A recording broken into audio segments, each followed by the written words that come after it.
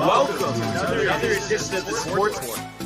And we are back. We got the full crew in the house. That is what it's all about. The Yankees, out of any team in the league, are the best equipped to handle a blow like this. I think there is a higher power at play here. He's due law of averages. That dude is the ultimate scrub. It's trash. Yeah. Every person you have in there is fucking trash. Next game, you're going to see a big performance. You can see it in the end of the game, and I'm just totally stoked and excited for this.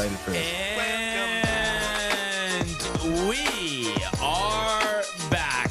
Welcome to another edition of the Sports Report here on a Wednesday. And finally, I can say Tony's favorite day of the week.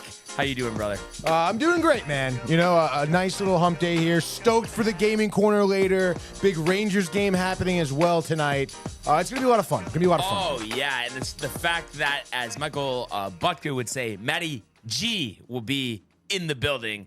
That makes it only that much better. Yeah, Michael Buckner better watch himself, I think. And also, Michael, we'll get to the comments, but I hope we're not disappointing you, but there's not going to be any Snow White conversation today. Just wanted to throw that out. Yeah, not going to happen, dude. Or tonight, dude. But yeah, a lot to get to. We'll start with comments, and then we got to talk baseball, obviously, and then we will have a little switch up, a little Babchick breakdown. Yeah, dude. Legends, the beer chug. We'll talk about it in a little bit. But let's start with the comments. Yeah, hold on. I just got to sift through some of these here. Michael Buckner early and often says, shout out to Kev Do and Josh B. Dude, I know they appreciate that every day. Matthew Gabriel in the house says, let's go, dude. Matthew Gabriel says, hey, Michael, as in Michael Buckner. And then Josh B in the house says, what up, familia? Let's have a day. A hump day.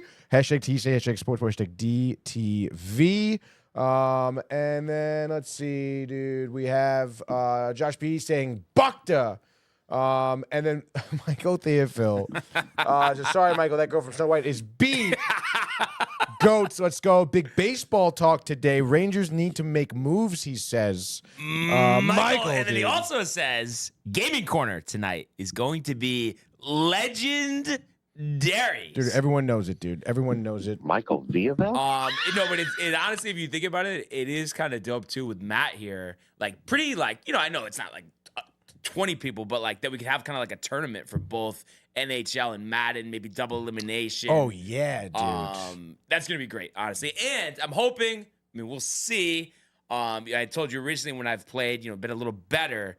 That I'm not going to get completely embarrassed in NHL. So hopefully the classic controls will give me some semblance of a chance. And it just, when it comes down, I guess video games, a lot of them anyway, like you think about the action games, shooters, like that's why I'm saying like I'm struggling with the deking.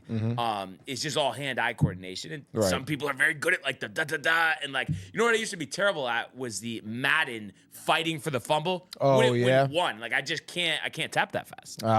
Well, hopefully, tonight, you can figure it out. You're going to Matt in the house. You said you've beat him before. So, Yeah. Michael, I haven't played in a while. Maybe a little rusty, Yeah, so that's going to be great. Absolutely can't wait. And also Michael adds, ha ha ha. That is one of the best sound bites. So which one was Michael Villavel? It really is so good, dude. It is. Crazy. It is. But like I said, a lot to discuss. So let's just get right to it. Let's go to the world of Major League Baseball.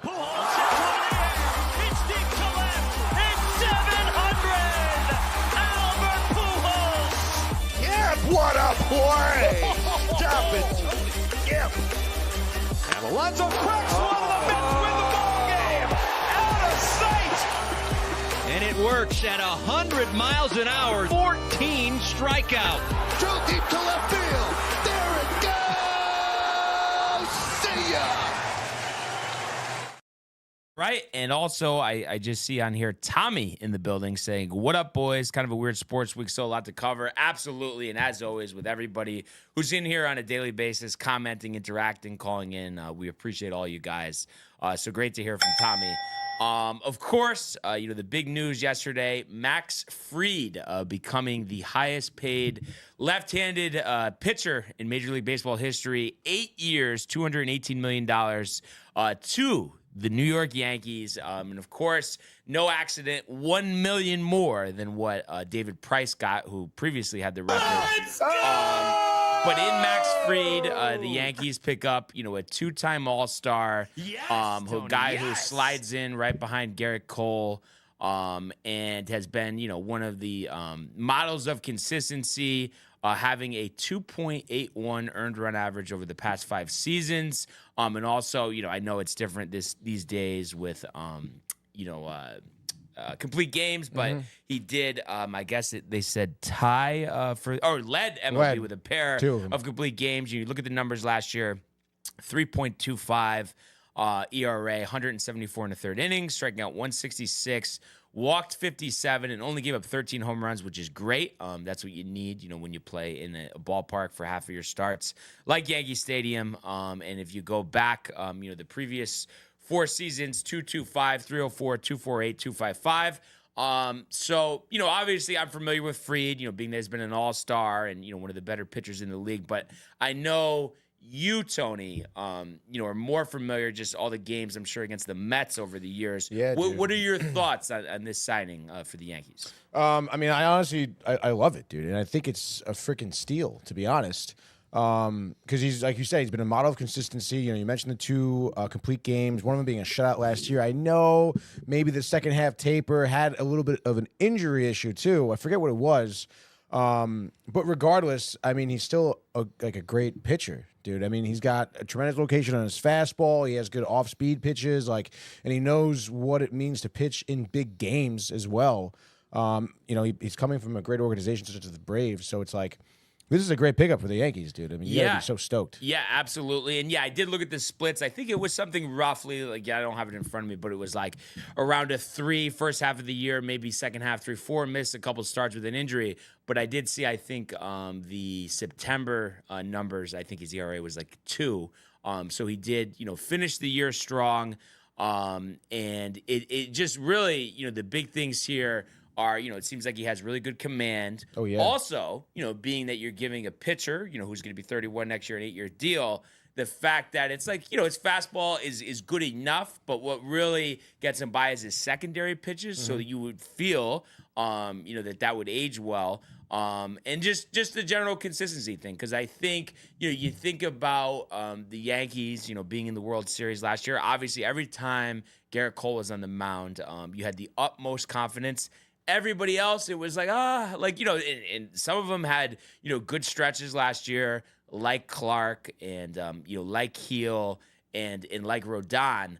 But the whole thing is to slot Fried there, and then, whether it's Heel, Schmidt, or Rodon as your 3 starter, and judging, I guess, by the whole year, you would think anyway that the way he pitched last year, I'm sure this will be determined in spring training that Luis Heel would be that guy that would be the 3 starter. So the fact that you could potentially have Heel as your 3 starter and Rodon and Schmidt rounding out the rotation, that is probably one of the best rotations the Yankees have ever had.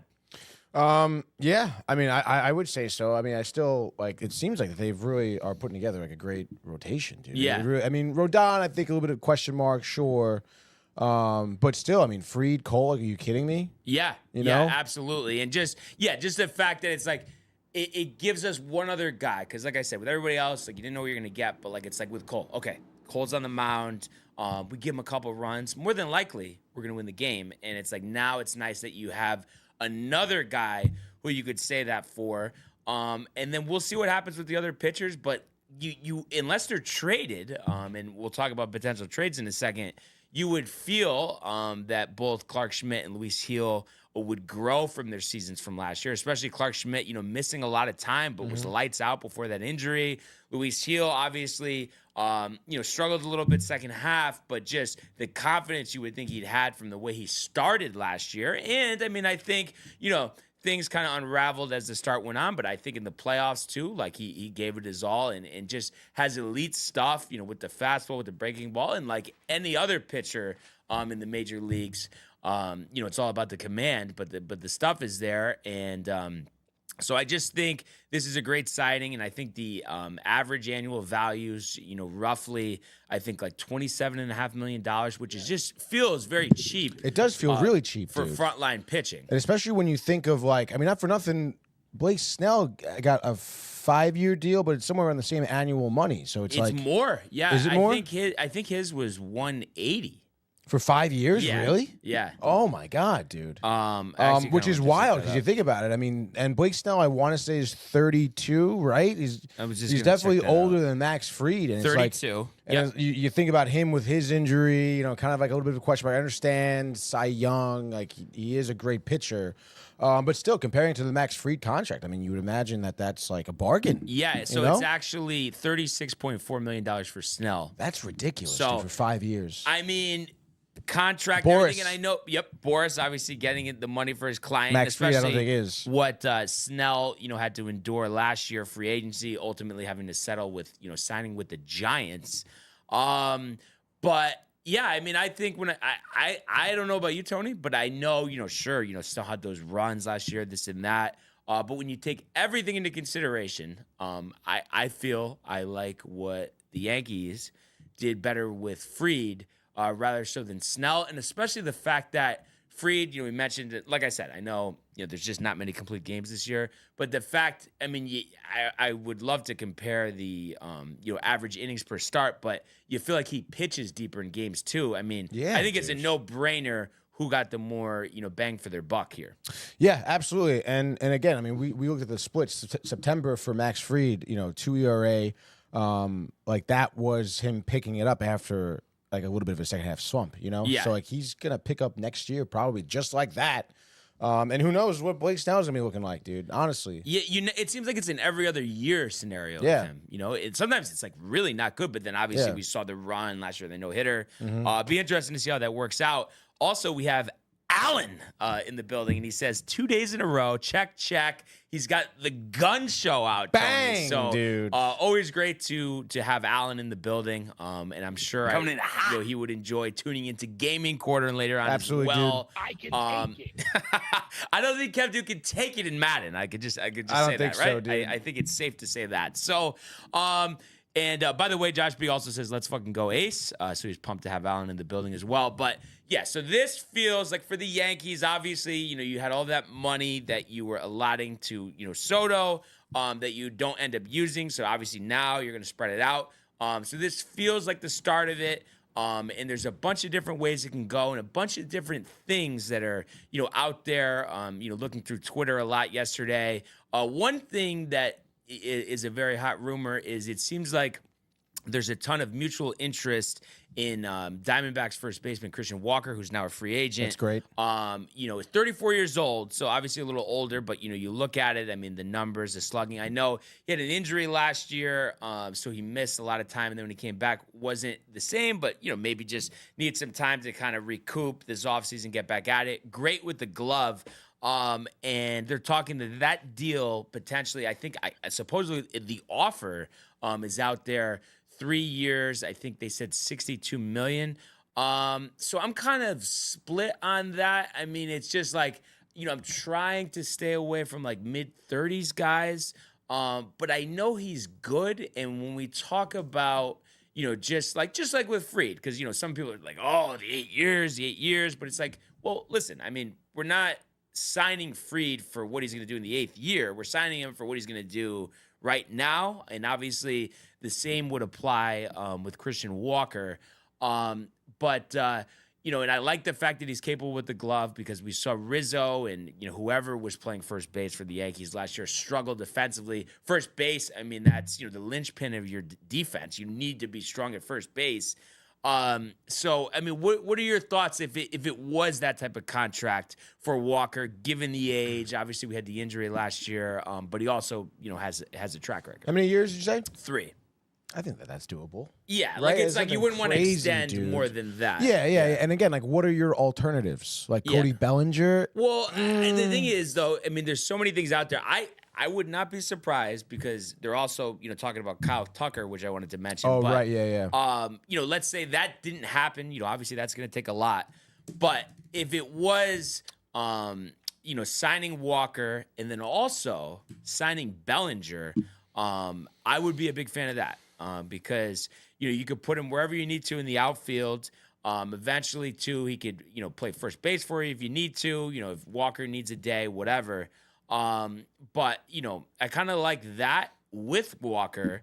And then, using Caleb Durbin, and I think, the mix of that, and of course, having Jason Dominguez, being in your everyday lineup, I'm really excited for that. The fact that he's going to be 21 years old, and it just finally feels like, we have a guy, cause you almost get jealous of other teams, like the Braves have had this, and obviously the Nationals had it with Harper, with Soto, where you can finally have a guy come up and, he's really good in your starting lineup at a young age. It feels like a lot of our rookies, 24, 25, 26.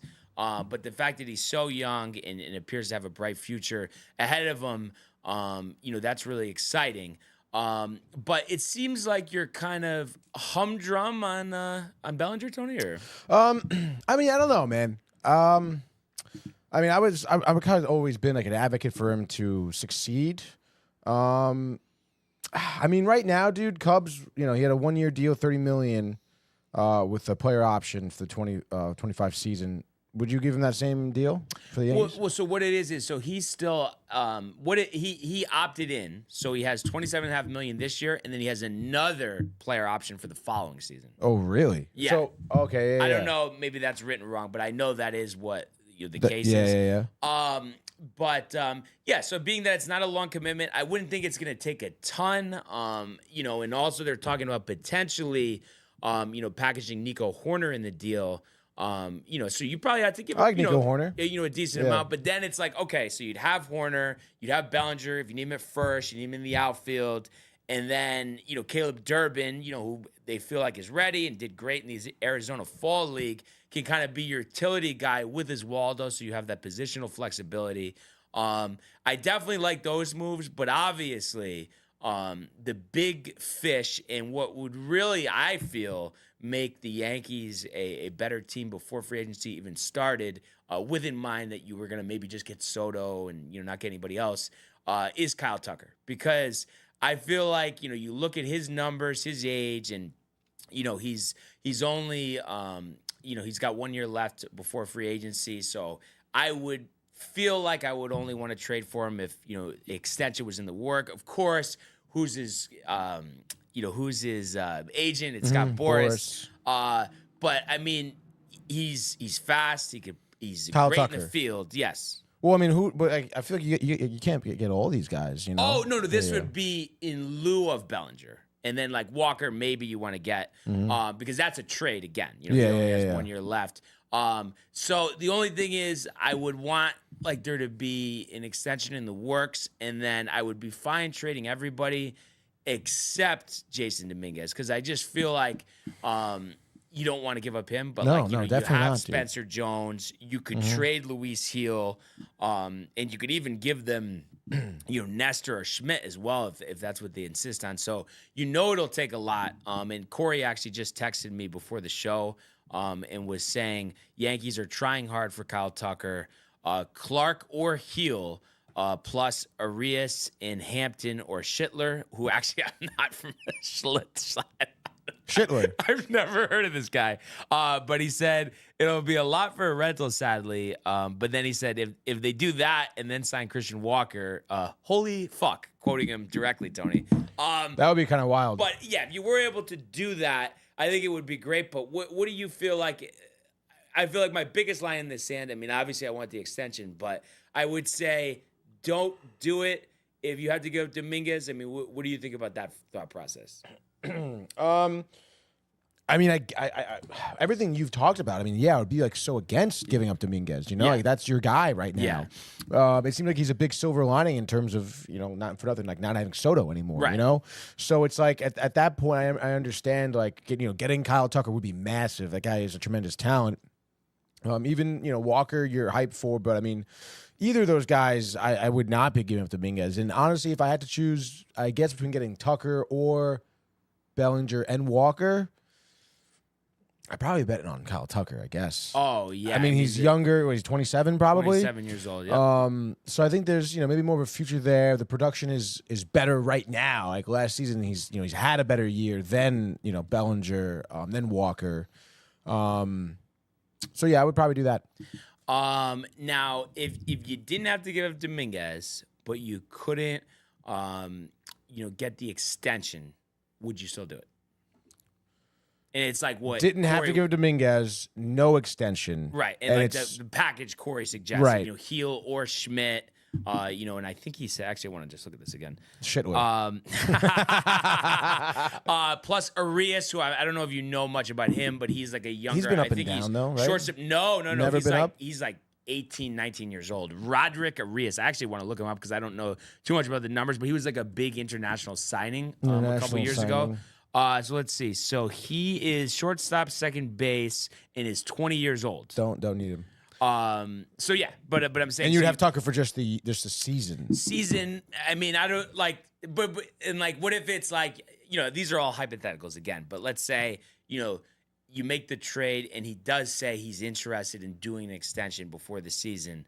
I guess you have to do it. I mean, obviously, there's gonna be a little bit of no, I'm trying to think of the right word, but just Trepidation. because doubt. of what happened with Soto. But I Yeah, think yeah. Tucker is a different situation. I mean, that contract is going to be nowhere near what Right. Juan Soto is. Not to say that Kyle Tucker isn't a great player, but I still I think too. I think you could get an extension done because. I mean, I don't know. I'm just like throwing stuff out there, but I can't think that the extension is going to be more than like $400 million. I don't even think it would be that much, honestly. I think it would be almost like kind of similar to what Judge got. Yeah, I could see that. So I guess. And he's good in the field, obviously, left-handed. Yeah, great. And a great bat. So I mean, it's like, how do you not do that if he is interested in re-signing? Yeah, losing Heel or Schmidt, I guess, wouldn't be terrible. I feel like it would guess be I would rather Schmidt. rather Schmidt, really. Yeah. Okay, so I feel like I'm torn on that. But is it because like you just feel like Heel and it's no certainty, Tony, that he gets the command down? But if he does, like he could win a Cy Young. Is that why Yeah, you're just dude, like, definitely. Yeah, Like, take a 26 years flyer on him, old. dude. Rookie of the year. Yeah, Rookie of the Year as well. So yeah, it's going to be interesting. I guess the Cubs, are going hard after him as well. I can take it. But I think the Yankees Cubs are have going hard. the Yankees have the players in the minor league system to get this deal done. And why would he want to go to the Cubs? Well, I guess technically it's not up to him. It really would be up to the Astros, who has the better package. Yeah, I guess so. And then I'm trying to think about the Cubs. They're talking about trading. Who's the? Oh, is it Suzuki? Saya Suzuki, the guy that they signed from Japan a couple years ago? The pitcher? No, the outfielder. The outfielder, yeah, I think so. Okay, yeah, I guess they're talking about trading him already. Right. But I was just trying to think about guys that they have, and obviously, I mean, they have Bellinger, Horner, and Swanson. But as we know, I mean, that's not like anything crazy. Is there anybody we're forgetting, Tony, positional wise here? Positional wise here, you mentioned Horner. Pete Crow Armstrong? I don't know why this is like. Yeah, no, you just got to press OK at the bottom, no? Okay. Oh, yeah. Bellinger, Pete Crow Armstrong. I mean, hey man, former Met farmhand. Seiya Suzuki's the guy you're talking about. And I guess that's really it, dude. Pete Crow Armstrong, dude. Ian Happ. No, it's funny. Did he make the All-Star team last year? I just always I felt think Ian so. Happ he's this big prospect coming up. I know and from then- doing fantasy forever, and it's like, okay, he's fine, but he's not like, oh my god, thank God we have Ian Happ, I don't know the deals with Paredes over here. Isaac Paredes, but yeah, he's kind of just. I mean, 19 home runs, But, 80 I mean, RBIs. I think it's needless to say, 238. Yeah, I don't know. Tony. I mean, other than the fact, maybe it's it's like Wrigley, the Cubs, maybe you just it would be cool to play there, but. You would think anyway that Kyle Tucker would rather play for the Yankees. Just taking a guess. Yes, exactly. You would think, dude. Especially again. I mean, is Bellinger gonna be there? You never know. you know? And they do seem motivated to move him. Didn't they say they wanted to? Yeah, they did. Yeah. Okay. So there you go. And then Poop Barlow, which I'm kind of thinking here, Tony. I was just thinking this because he goes 84 and 78, third place in the NL East loading. I feel like it's prefer. Because he just very rarely pops in negative Yankee stuff. I mean, would it not be? Yeah, maybe. Maybe it is preferred, dude. Yeah. But I don't know. I don't know. But watch. Now that I say that, no comment, nothing. You don't think I'm right about that? I don't know, dude. I mean, How do you really know these days? how do you really know? Honestly, dude. Fucking poop Barlow. And then Tommy asked if there's a chance of getting Michael King back, which I mean, of course we would love Michael King, but I think King. I'm gonna go out on a limb here, Tony, and say that the Padres don't have any interest in trading him back. No, dude. If you were the Padres, would you trade him back for King's ransom? I wouldn't even want to trade for him for a King's ransom though, just because it's like, I mean, he's 29. No, and not to say it, like I love him. It would be great to have him, but I just wouldn't want to give up a ton for him. And he, has just this year actually, and then he's going to be a free agent. So maybe if we need him at that point, we could always bring him back. Yeah. So it'd be interesting to see, what happens there. And Rochester. then, we did have some other kind of more low-key moves yesterday, but the Rangers trading for Jake Berger, Which is always like- been a Tony favorite. No, but you're happy that he's out of the market, right? Because every time, right? Or no? I mean, very right. Every single time, dude. I love how they said it too. Texas have agreed to trade for the power-hitting corner infielder, Jake Berger. Controllable for 4 years, compiling 63 home runs with the Marlins and White Sox. And I know I kind of said Sox for whatever reason, but the past 2 years doesn't seem like, I guess there's a couple of prospects here. I don't even want to try to pronounce those names there. Estradi Vargas and Max Acosta, as well as Brian Mendoza. Brian. And then also Texas goes 3 years, $75 million for Eovaldi. But I think that's kind of funny though, because I know we're giving like so many more years, but the fact that like he's almost making as much as Fried, like almost kind of seems like a joke. And not to say that Eovaldi is bad, but I just feel like I don't think like upper echelon with him. No, you don't. But I guess maybe the Rangers, just like their options available, it just made sense to sign him. I mean, not for nothing, he's done well for the team. He has. No, he has. He has. So. Yeah. I guess you could consider that, and they're kind of in a weird situation because of all the money that they committed to Seager and Simeon and DeGrom. Mm-hmm. And Tough. it's like, is how many? You think DeGrom even makes 10 starts this year, Tony? No, I don't, dude. Crazy though, crazy. Yeah. Like I don't think I've ever like seen anything like that. Oh, almost I would say even worse. But it like if you think about a parallel, I would say it's like Kawhi. Like last couple of years. Yeah. First practice today, though. Or yesterday. Where is he? Where is he, dude? Where is he? I don't know if you also heard, though, Cardinals, they want to move Arenado. Yeah. I guess he gave a 6-team list, and I think the Mets and the Red Sox were on that list with the Blue Jays. I wasn't sure of the list. I know the Mets were on it, but I don't know anything else. But I think the Mets are on it. You're saying... Get off of it, dude. Yeah. Because, I mean, it's just not... Like the old Arenado, you would be like out of your seat, so obviously. excited. Like, are you fucking kidding me? But he's washed. At this point, he is washed. He's 34. Yes. 3 more years on his deal right Full now. season last year, I think he hit like 15 or 17 home runs. Yeah, he was coming off the worst year of his career. Yeah. And it's just like ever since he left the Rockies, dude, it's really just hasn't been good, dude, at all. Yeah. And so I don't know, man. I mean, he's another guy too. It's like I would pull for him to be a great baseball player. Like I want that story, his career to end well, but it's just like not there. He's getting paid a lot of money, dude. I think if anything, just because he seems to really hit well there. I mean, just trade him back to Colorado, no? Right? I mean, I could see him maybe finding something there just because the altitude. He's where he's comfortable with where he came from. Dude. You know, Who the hell was their manager when he was there? Do you Bud remember? Black or no? Yeah, definitely. Is he was. still the manager? Or No no way, But I dude. think he was recently. I think anyway. He is still the manager? Yeah, I guess so. Yeah. Oh. Wait, check how long he's been there. The Wikipedia. The Wikipedia, I know real it's quick, muscle memory for you, but just go down. Let's show the managerial record, Tony. All the way down. Okay, so Managerial he's been there records. since 17. It's crazy, though. You look at all those seasons in a row, 68, 59, 61. I mean, not many managers could have that. Yeah. All in a row like that. That is true, dude. And I mean, it's interesting too because I guess Arenado left in 19. I think. 20 maybe? No, maybe he was 19.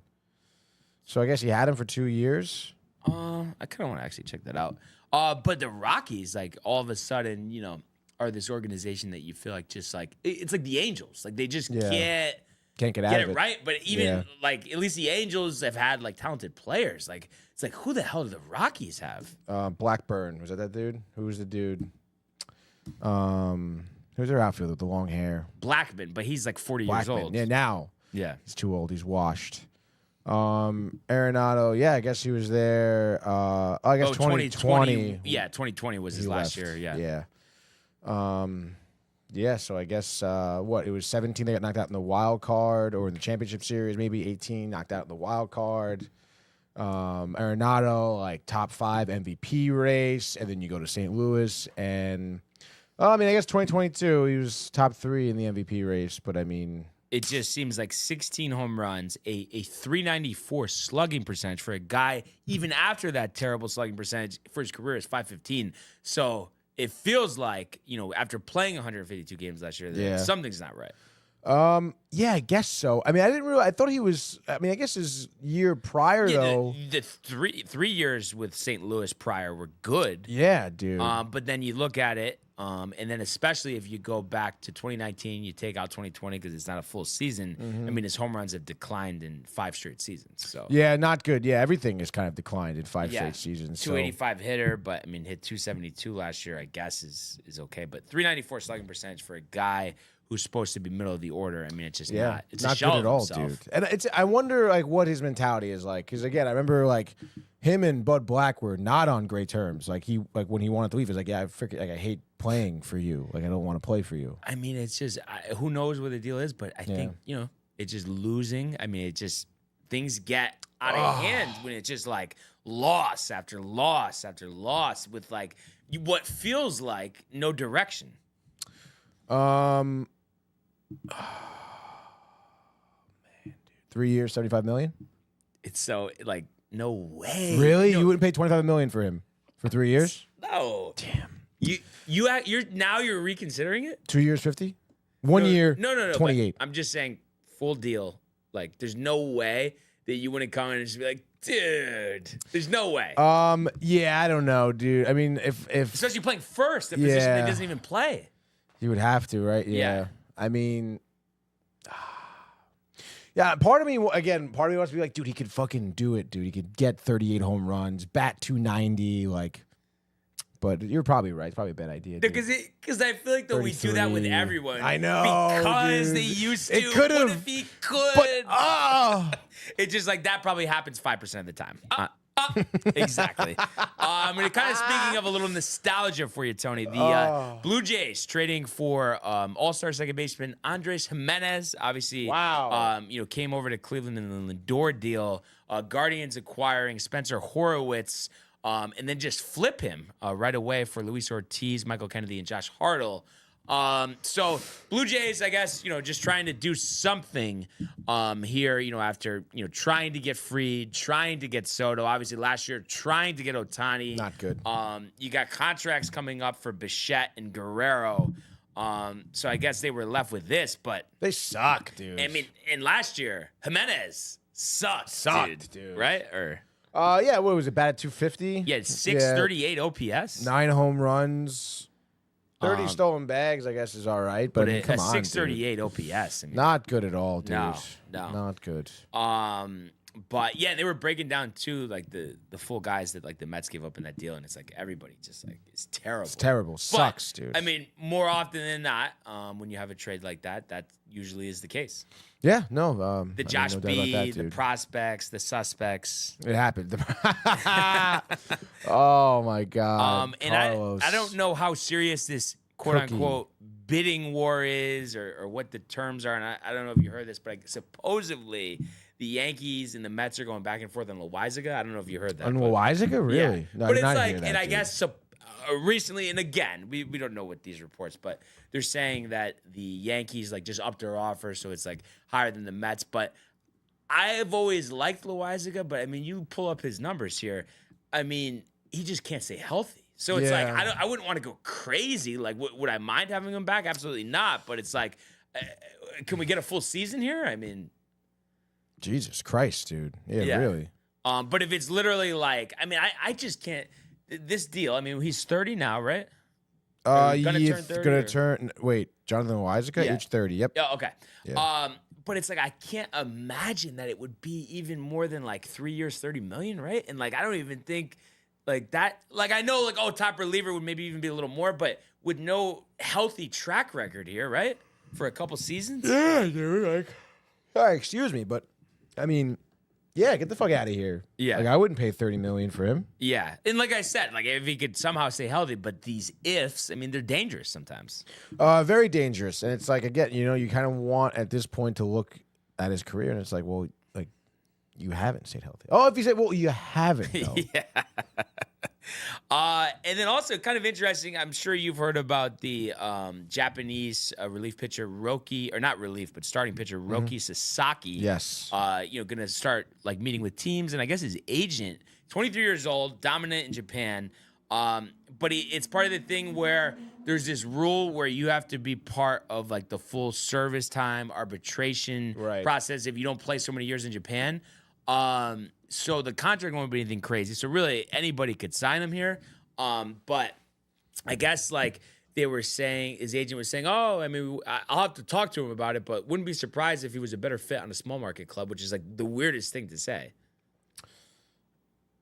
Yeah, that is kind of weird. What the hell does that even mean? Yeah, like exactly. You're trying to say you can't handle a big market right now? I guess, but I mean the numbers, 10-5, 2.35 ERA in the Japan Pacific League last year, 178 the year before. So clearly, he's a really good pitcher. I would say he is a really good pitcher, and like let's get like Cohen and Stearns and Senga, like let's get a big meeting going, dude. Because come on. Yeah. Are you interested, like Yankees? Like, yeah, I don't know. Do they need another pitcher? Come on, dude, I mean that's the thing too. But like we were just talking. But I want him all. No, of course. But I'm saying you have the flexibility now to trade Heel or Schmidt. You have to trade Stroman. And it seems like Nestor maybe as well. But if you don't need him in a deal or you're really not going to get anything for him, I mean, I wouldn't be opposed to having him be like that 6 starter type of guy that's in the bullpen. And, and I talked about this before, this whole Soto thing. The one thing I do like about Nestor is, he appreciates his opportunity and wants to be a Yankee. So it's not like the worst thing in the world to keep him. I just wouldn't want him to be like our, near the top of our rotation, but as a 5 or a bullpen guy, I mean, I'll take it. Just not game 1 of the World Series in the 9th inning. Oh, that's funny, dude. But yes, I mean, a lot of conversation out there, and I saw you pull up Crochet, right? Yeah. There's been some traction Mets. there. Mets, Yankees, potentially as well. But again, everybody we know, right? Literally, everybody we know. And we do have a couple comments, by the way. Michael Theophil says, I heard that he, as in Sasaki, are going to the Dodgers. Which, again, wouldn't be a surprise, especially with these Japanese guys. Ohtani, dude, the West Coast, they like that. Yeah, the proximity. Yep.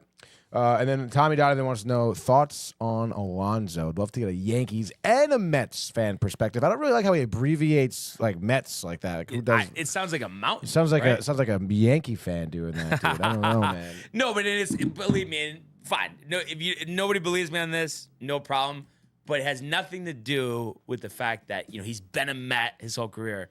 I just don't want Alonso because I just feel like he's trending in the wrong direction with the batting average, and it's just like we've gotten killed over the years that from guys that are in the middle of our lineup that are just home run or they're hitting 220, 230, and I just feel like we can't have any more of those guys. Alonso 240 last year, acceptable. 214 year How before many that, Ks, dude. though? Strikeouts, 172 strikeouts. Yeah, I just in the glove. The defense hasn't been terrible, but dude. not great. He's not like it's not like you would say he's a strong defender. I would say he's just better average. than Rizzo and DJ. But then also too, the thing that I don't like here is this contract. I mean, I think he's going for $300 million at least. I don't want to give him $300 million. I don't even think you want to give him $300 million. Not necessarily, dude. What is Judge 360? 360. So it's like, I mean, the difference is there. I mean, it's like night and day, obviously. for a guy who's hitting over 300 and No, almost yeah, 60 home runs. Obviously, there is a big difference there. But I mean, don't you need a first baseman though? Yeah, but I can tell you have the look on your face again here, which is fine. But it's just, and like I said, you don't want to. Well, would I find it funny that if you sign Alonso? Like, yeah, I would find that funny. Oh, so more, but no, I'm just saying you asking seemed like a more like, trying to get me going about it or something. No. I'm really like genuinely. No, like, I am very much against it. And like I said, it's just because I don't think he's a good defender, and I think it's going to be a huge overpay, and I would just rather just allot the money somewhere else. If it was like, oh, Pete Alonso wants to come to the Yankees on a 3-year, like $100 million deal, fine. But it's like, I don't want to give him 8 years and over $300 million. Absolutely not. And like I said, even with that 3-year deal, which he won't even take, he's got Boris, we know. 5 years, 150. No, I just don't want him at the end of the day. I don't. I just would rather have somebody who maybe has some less power, but, can hit 260, 270, and play a better first base and cost a lot less money.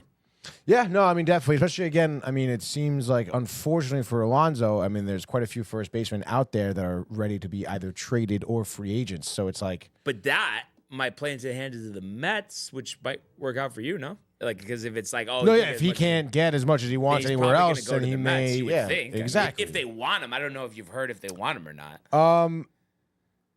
It's funny. Stearns hasn't explicitly said they would get rid of him. But they also haven't explicitly said that they would sign him. Yeah, so that, like I said, it's just like a convenience type of thing. But it's also like, I mean, not for nothing, if the market is good in favor of the Mets, like, why not? And this is like a crazy type of question, but I'm going to just ask it anyway. If it was 10 years, $360 million, or 1-year contract, Gleyber Torres, what would you rather do? No, because I know you're very like, dude. Gleyber Torres, dude. We can't do that, dude. No way. I mean, because like, what the hell are you gonna do with Gleyber Torres, dude? No, I don't think it's a good idea. I mean, it's crazy because he's one of the best Yankee hitters in the postseason, I guess, wasn't he? Though. I mean, he was, but he also made a bunch of mistakes. I mean, yeah, it's like that's what you're gonna get with him, dude. So I mean, I guess I would take especially because of Cohen's just like seemingly nonchalantness to just eat contracts and doesn't really care anyway. I guess give me the Alonso. Yeah, because I feel like you have some type of attachment with him, right? Just because he's been a Met his whole career, he's had good seasons in the past. Torres could retire today. I wouldn't even care. Neither would I. But that would be a massive 10 years, 360 is ridiculous, dude. Yeah, it is. It is. But also, like, take the team out of it. I mean, do you think that's kind of like around what he's looking for? 10 years, 360? Yeah. I mean, I guess so, right? Probably. I can't see it starting with a 2. No way, dude. And he's gonna want the length. He's 30 years old. He's probably this next big signing is gonna be that's it for him. Right. But also it's like, I don't know. I mean, do you think if I were him, I would also be in like the understanding position of be like, well, I mean, I didn't really play my best. Yeah. Although, how many did he end up with? Homers? 34. 34. Okay. So it's good. The production again. From 2 years ago, from even the start of the season, the way he ended, obviously the home run was much better. Brewers. Yes. So it's like, he did have the big home run against the Brewers in the wild card there. It was great. But still, I mean, he's someone who I would still think back to the regular season, the amount of games that the Mets lost because he couldn't come up big. There were plenty. Yeah. So it's like, if you want that big contract, you have to show up big the whole year, dude. So what would be your max allotment here?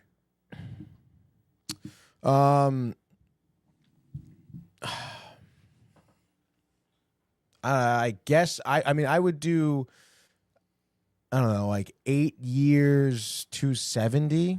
So 8 years. How's that? That's about the same annual, right? For 10 years, 360. Yeah. 8 years, 270. So. It's kind of the same thing. Maybe 8 years, 240 if he would do that. Yeah, that would be seems sick. so low compared really to low. like, especially going into the year. I think he was thinking 400 million. Definitely, honestly. And also, Tommy says typo, Tony. Jesus Christ, Josh getting a kick. LMAO, Tommy. Yeah. And then what was I didn't see that on my Van Bruja Stitch. Or Bruja Stitch coming over from Rumble says, awesome job, guys. Stay tuned for the remainder Absolutely, dude. Thanks for tuning in. Yeah, Appreciate the kind appreciate words. it. Anytime. And Van seems to be a Flyers fan, given the fan. profile picture. So obviously we'll be covering hockey in a little bit. Yeah, Tortorella, the Torts, sweatshirt. dude. And what did you say he's coming over from what? Rumble. Rumble. I'm not familiar with that. What is Rumble? What is Rumble? Yeah. It is another platform. It's, I guess you could say it's kind of like a YouTube, but it is very much so about like, freedom of speech, like no one's getting taken down or sort of deal. Okay. So yeah. Newer, or it's been around kind of? We've been streaming on there for, I don't know, maybe a year. Michael's still watching. He'll probably, because I remember he's the one who told me about it. He's always on top of those sort of things. So yeah, I would say that maybe better part of 8 months. Yeah, no, and always great to get new viewers from different places. So that's awesome to hear, and glad he's joined us. There he is again. You guys are great. Rock out, man. Let's rock go. out. Dude. Love to hear it. Before we get to the as aforementioned Babchick video, just was curious. Anything else? Free agency, baseball? You're hearing? I think that was pretty much it. Tucker, Arenado, dude. Yeah, I don't think anything else, right? Yeah, no, I think that's it. So, yeah, before we get to hockey, let's go over Babchick here. So, obviously, if everybody doesn't know, Mike Babchick, him and Damon Amendola host the DA show with Babchick, Sirius XM, Channel 82, Monday to Friday, 6 to 9. Babchick's a veteran there. He's had various other partners on Sirius XM over the years, and we of course interviewed him at Mad Dog at Bar A over the summer. Great time there. And then great show. Also, and we mentioned this last week before we went to the Ranger game. I think day of, right, that we found out that morning. You told me about it. Yeah, dude. They were doing a quote unquote holiday office party at Legends. In New York City, so that's right next to Jack Dempsey's, of course, right next to the Garden. So the timing was great, and he's a great guy. He came up to us originally, at Mad Dog, and asked us to interview us. It was funny. Gave us a lot. Gave me his number. Said, "Oh yeah, reach out. Tag me in the video, all of that stuff." So then, we found out about the event, and in the event, he's saying like, "Oh, everybody come to Legends, and I'll buy a beer if anybody thinks they can out chug me." So then when me and Tony are on the train, do a pre coming in hot, I guess game or whatever you want to call it, chug to show him like, "Oh, yeah, we're on our way. Like, let's go. You're going down." And he's like, "Oh, that's what you got," which was kind of funny. So then, that event started at 6. This is the Ranger game last week against the Penguins, so it's a 7:30 puck drop. So we go over to Legends, right around 6 o'clock, hang out a bit. Steve Torrey was there, who's great. We interviewed him, at Mad Dog as well. So we were talking to him a little bit. Very good. And then, we see Babchick. He's got a vodka tonic in his hand. Seems like he's had a couple, before then. He's like, and I'm asking about the beer chug, like, let's go. And he's like, "Oh, wait till 6:30. Wait till 6:30. Wait till 6:30. He's kind of running around talking to different people. And I guess we missed it, but somebody did one of those like slap things and all that. I think Cody Decker, who's another Sirius XM host, whatever. So he's going around, and then me and Tony, we're getting ready to go to the game. Babchick sees us. He's like, "All right, let's do it, man." We get Stellas, to drink. Oh, wow. I didn't know that they were Stellas. They were Stellas. And then, it was kind of nice, too. So, obviously Tony's there filming this, and Damon Amendola right there as well. So that was actually the first time that I had met him. And we have a video just to show everybody. So just kind of wanted to go over that for a second. Absolutely, dude. A little breakdown here for you for sure. Let me just bring up the video. Sweet, dude. So we're going to have a sweet little slow-mo replay also. Dude. Obviously, Brian, pumped for the Ranger game that night, dude. Absolutely. Dude. And you spoke of Amendola here. You guys did a few jokes, dude. You think I got to be worried here? No. You got some size on you. Plus, you're wearing a Rangers hat in jersey. A little bit of a dig here. A little bit of a dig, I think. Let's go. 3, 2, 1. Dude, like, just glorious, man. Absolute domination, Tony. I mean, whoa. Yeah, and then you finish his beer, dude. What did you make of that? And he's a little late with the handshake. I mean, dude, he was having a tough time, dude. Like the chug, dude. You think dude. it bothered him at all?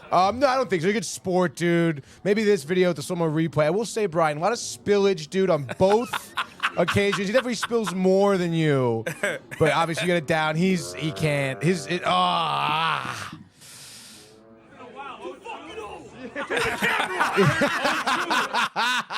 Absolutely hilarious.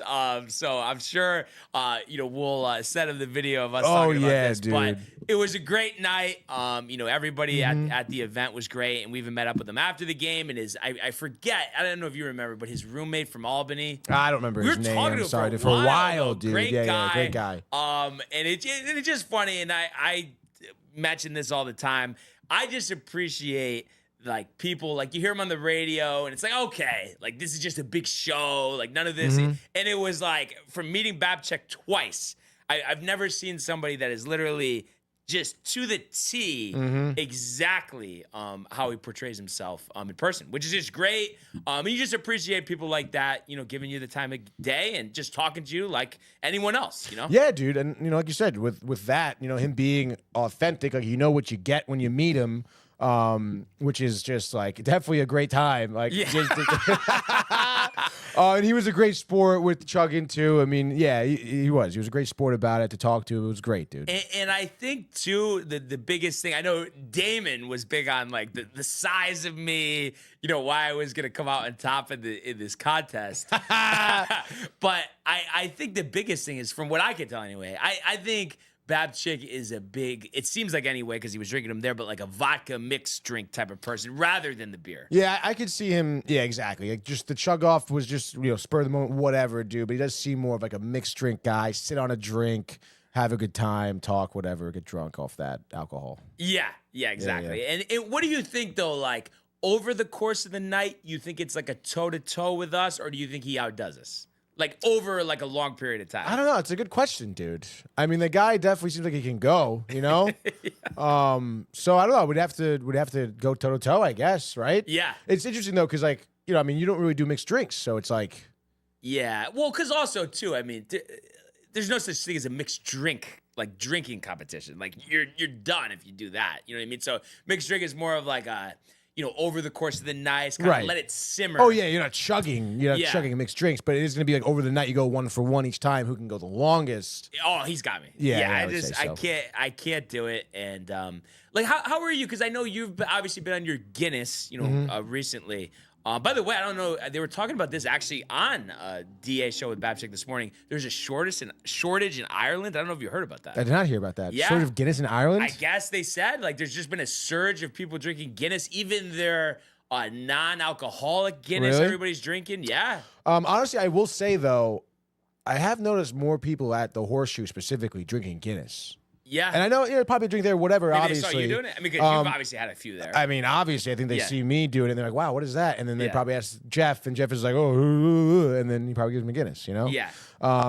So I don't know, maybe I could see that. And I could honestly, like, it's even more popular. I think it's becoming popular with the younger. That's what they said. Like, I think the 21-year-old people are realizing, like, wow, Guinness is sick, dude. Like, why have I been drinking freaking White Claws and whatever Trulies for 4 years in college? I could be drinking Guinness. Yeah.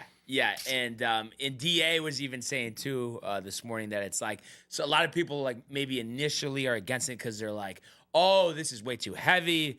Bullshit. But then he said that it's not. It's very refreshing if it is poured right. Obviously, Horseshoe always poured right. On Jack top of it, dude. Dempsey's Poured always right. poured right. Absolutely, dude. You know who didn't?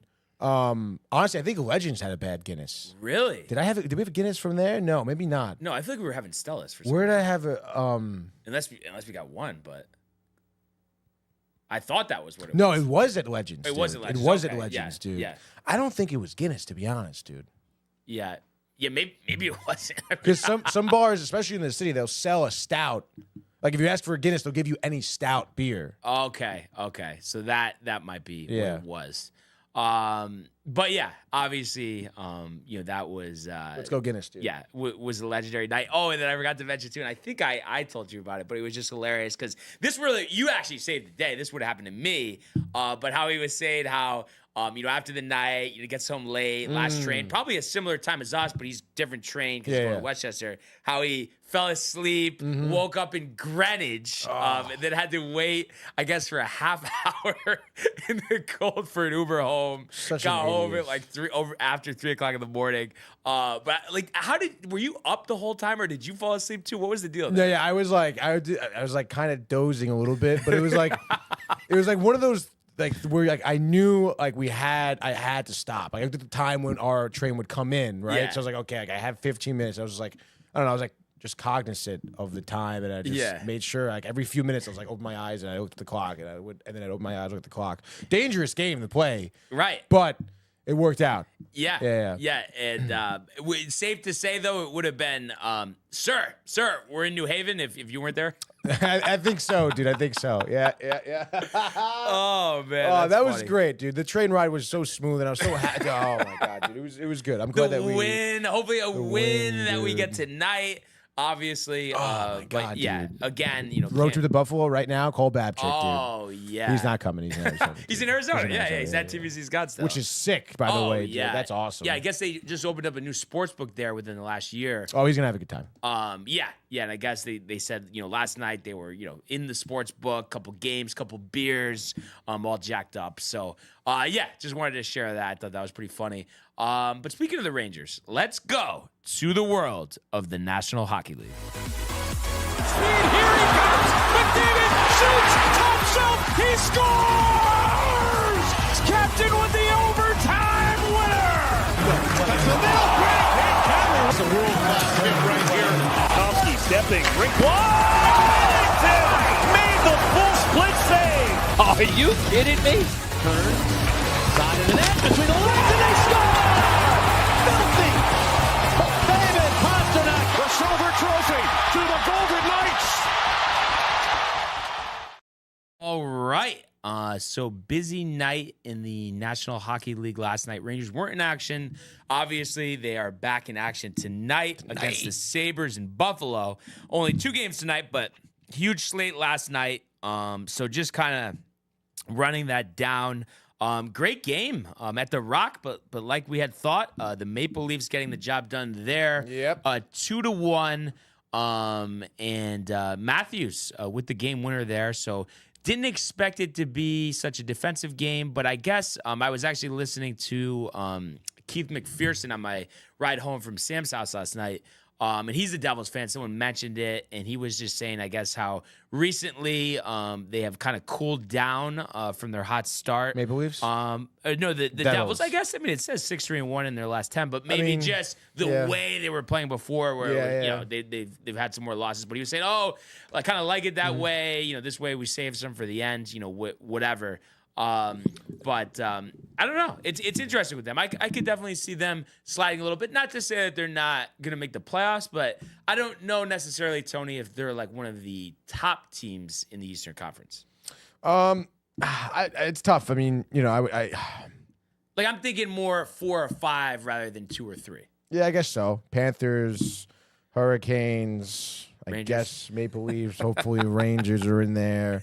Who knows what the Capitals are looking like when Ovi is back too? So it's just interesting because you think of I mean the Devils are good. They're going to be good. You mentioned the low scoring. I mean, it's Markstrom has been killing it in between the pipes for them this year. And then Anthony Stolar's got the start for Toronto. He's been great too. He was great last season too. So I think that's really why. And I mean, it's hockey. Offense goes up and down and stuff like that. I still think, Devils last year, off year, you rewind to 2 years ago. Really good team, yeah. Really good team. And a youthful team built together, the whole shebang, dude. So, they had a good coach at the time too, who was there for it. So I mean, this is their year. That's kind of like a bounce back. The Hughes brothers are nothing to kind of like sneeze at, dude. Yeah. And again, they finally got good goaltenders. But So. Is it Sheldon O'Keefe or Keefe? Isn't it Sheldon The Keefe? coach? He was actually the Toronto coach last Yeah, he year. was a Toronto coach last But year. I'm and saying, do you think he is a better coach than Ruff was? Or you think Ruff is just kind of past his prime at this point? He's the Sabres coach He's now. the Sabre Lindley coach now, Ruff. who is the Devils coach in the Yes, rebuild. yes, Yeah. No, I like Ruff. Yeah. And not for nothing, dude. Sabres, I know they're on like a 7-game losing streak But they or something had like been that. playing a lot But they better. had been playing a lot better. And they're another team also super young, a lot of high draft picks that need to be developed. Alec Tuck, dude. Owen Powers, Still have So, Thompson, of course. Yeah, of course, Tage Thompson still, and they're another team also, the Sabres, that were kind of clamoring to find a goaltender. Luukkonen, their goaltender now, is someone who's been with the team a few years, but he wasn't their starter 2 seasons ago, you know? Yeah. So I like Ruff a lot, dude. I think he's a better coach over the current Devils coach, I suppose. But, I guess we'll see. What's his name again? The Devils coach right now? Oh, Sheldon Keefe. Keefe. I think it is O'Keefe. It is O'Keefe. Okay, I'll just double check. Because again, with him on Toronto, I mean that's never a good sign, dude. Toronto, whatever, dude. But it's Sheldon Keefe. it is Keefe. No O'Keefe. No. Damn it, dude. And if you look at Keefe, 44, 44 years old. So actually, he looks a lot older just because I guess the gray hair and stuff. And the fucking face. But I think what it is just like his whole time in Toronto. They just didn't go anywhere in the playoffs. So it's like, they weren't going to keep him, Exactly. Like, where are you going to get over the hump? But you're not. Yeah, so it was literally qualifying round, first round, second round, first round. So despite going 2-12-97, only 16-21 in the postseason. So you're one of the best players in the league, too. Yeah, exactly. And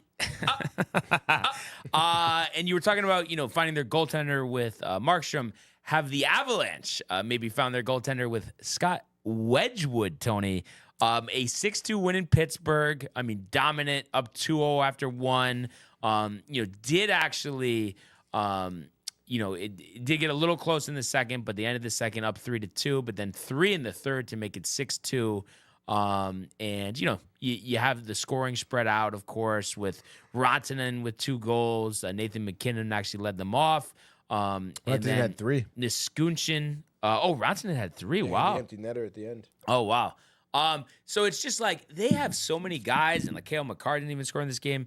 Like you almost forget about how many guys they have. So I really think they can, like we talk about the run, and obviously no one thinks like they're a bad team or anything, but had been playing great. The run. I think they're a team by the end of the year though that still might be, one of the best in the Western Conference. Oh yeah, dude. Especially the Avalanche. I mean, I feel like you said, the offense is just so widely spread out. Their defense is good. They're a team. Again, the question has been goaltending. Georgiev falling flat on his face in Colorado. Unfortunately, unbelievable. Really is Fleecing crazy, dude. them. Literally fleecing the Avs. And you think about even the cup-winning Darcy Kemper. I mean, he's nothing to write home about. And it's like this Wedgwood guy. Also, we know his history. Nothing to really write home about either. So, I don't know, man. I think that is going to be very dependent on their goaltender. It's like, yes, have you found it in Wedgwood? What do you have, 27 saves last night? I don't know, dude. But he had obviously got the win, 25 saves. So, wasn't really challenged a ton. Pittsburgh isn't great. The Avs are a team who count on the overwhelming offense and defense out on the ice rather than their tenders. So, I guess we'll see what happens. But, that's been their downfall. The exits out of the postseason recently has been because of their lack of goaltending. And it's like goals in the postseason for some teams become a premium, dude, Yeah. It's a high level of defense and goaltending all around. So it's like if you don't have that, locked down, it's going to be really tough for you to rely on a 6-2 victory, against a team like the Dallas Stars in a 7-game set. It's going to be really hard to do that. So I guess we'll see, dude. We'll see what Wedgwood can kind of turn into. Yeah, I wouldn't be surprised if it worked. It almost kind of reminds me of a Kemper situation in a way. Yeah. And Pittsburgh, obviously, feeling like they're falling on hard times. So it'll be interesting to see anybody gets dealt there, but it seems like there is a hesitancy, to trade those guys, like Crosby and Malkin and Letang, who have been there forever. So time will only tell there. And then, we did see the Hurricanes 3-2 over the Sharks. So that one was at the Lenovo Center in Raleigh. So you expected it to be more decisive, but at the end of the day, a win is a win here. Carolina finds themselves 18-9. Obviously had the injuries, to their goalies, with Anderson being out really for the whole season now. Mm-hmm. But with Kochetkov back, seems like, he's really hitting his stride once again. And I think this is just a deep team, and I know it's easy, maybe it's even lazy to say, well, yes, they're a good team, but the playoffs, they come up small. But But I don't think by any means, Tony, they're a team that you could count out come the postseason time. No, certainly not, dude. Another team super deep. They're, I guess, similar to the Avalanche, I suppose, in terms of how deep they are. I would say maybe their offense isn't as highly productive, but I mean they have a tender. Yeah, Coach Chekov is obviously way better than Wedgwood. And he's been with the team, you know. He's young. They can exactly, grow with him, dude. yeah. Like, so I mean, there's definitely more of a bright spot there. And our boy Jack Roslovic netting an assist, 2 shots. The dream season continues for And Mr. Roslovic. Not for nothing, dude. And I'd love to look at his ice time, but time on the ice last night, 10 minutes. Yeah, that's kind of odd. That's not a lot, and he's producing, getting Yeah. not a lot of time. So it's like you think of a first liner, they get 20 minutes, 18 minutes. Maybe Brindamore was tight, like a little disciplinary action, possibly. I mean, I don't know, man. I mean, maybe it's just like, you know, is that just his regular on average time on ice? I mean, I guess it kind of seems like, I suppose, maybe that's a little bit less than usual. It seems like maybe he'll get like 13 to 15 minutes. So maybe a little bit less than usual. But again, maybe just Brindamore, you know, wants to lean more so on his first, second line guys, Aho, Martin Hook, Jarvis, Nikas, you know, and that's just his prerogative. But I mean, it's nice to have Roslovic in the back pocket. I don't know if he's on the third line. I'm not actually entirely sure. But hey, I mean, they're a deep team. Obviously, if he is third line, that's ridiculous. He was on the Rangers' first line last year. Come trade deadline, I'm just gonna double check here. Hurricanes line combos. He's in the fourth line, dude. Unbelievable. But this team is But deep. again, yeah, like, speaking of fourth line, William Carey, I don't know much about him, but Jesperi Kotkaniemi, been on the Hurricanes a little while. Yeah. Has gotten hot, gone through some great stretches. So the fact that that's your fourth line and your third line, Stoll, Martin Hook, Svechnikov, like that's ridiculous. That's ridiculous, Yeah, dude. no, this is a good team, and we Great know team. how good the coach is. By the way, just saying this real quick, not going to go back to baseball, but Corey's saying that it seems like, I mean, who knows again, but if Heel is in that Tucker deal, that it might potentially get done. So, wow. Kind of interesting. That'd be huge for you guys. And I wouldn't hesitate, and it's, listen, Houston, they've done a good job with pitching over the years. You know, could I see them really get something good out of them? But, you know, if we get Tucker, he produces, gets us to where we need to be, and I think we'd be fine paying him whatever he needs to be paid. I think it would be a home run and a deal you have to make. And I really think, Tony, I mean, you tell me, but I think that would just, this whole thing with Soto, you know, being that you just got freed, you get Tucker, you add, you know, Walker or whoever.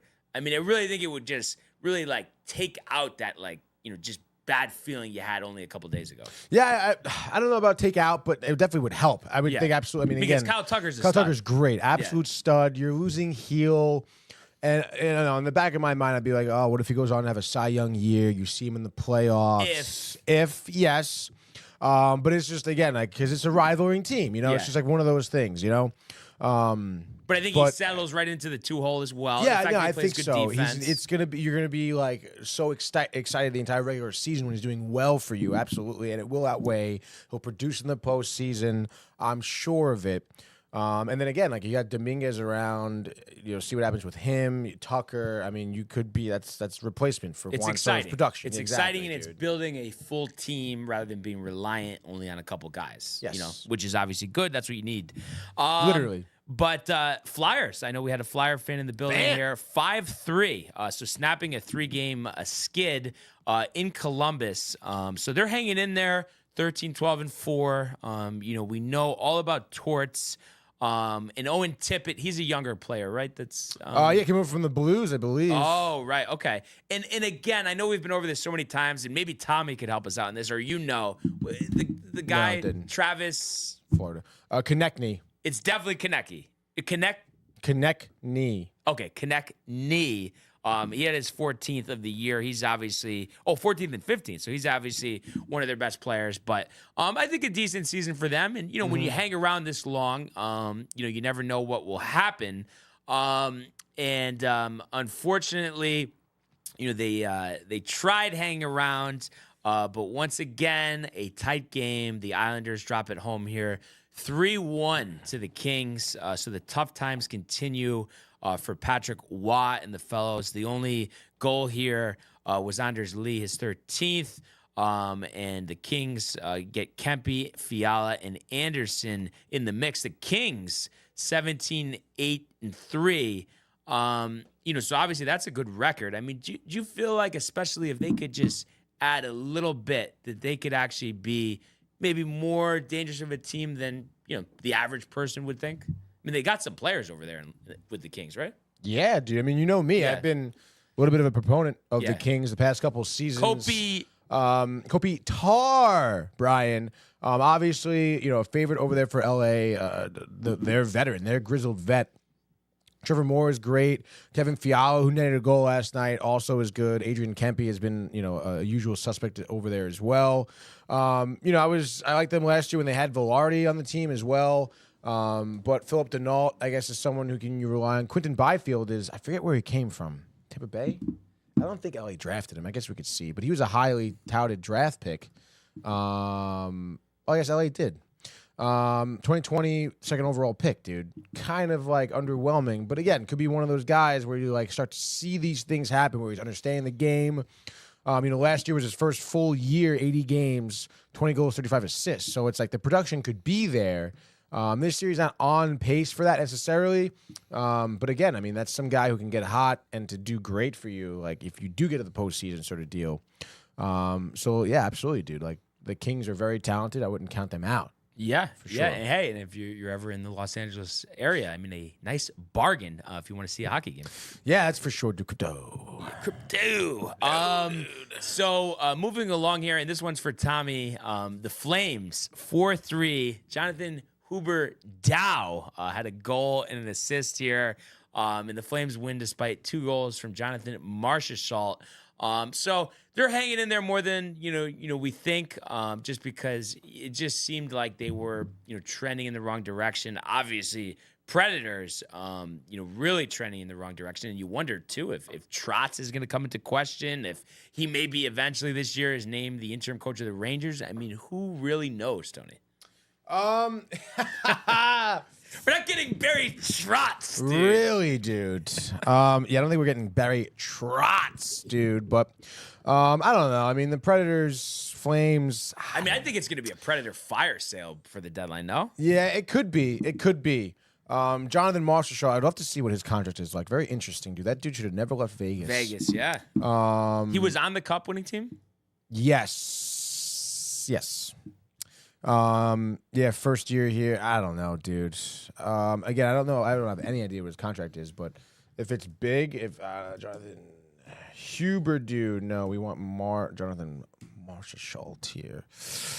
I should have typed in contracts. Okay, dude. His contract. Oh, I forgot they don't give you his contract on Hockey Reference. Why would they, dude? Why? No, but in football is weird like that too. Why is it only baseball that is consistent? I don't know, dude. But it's so much better. With that. Why? I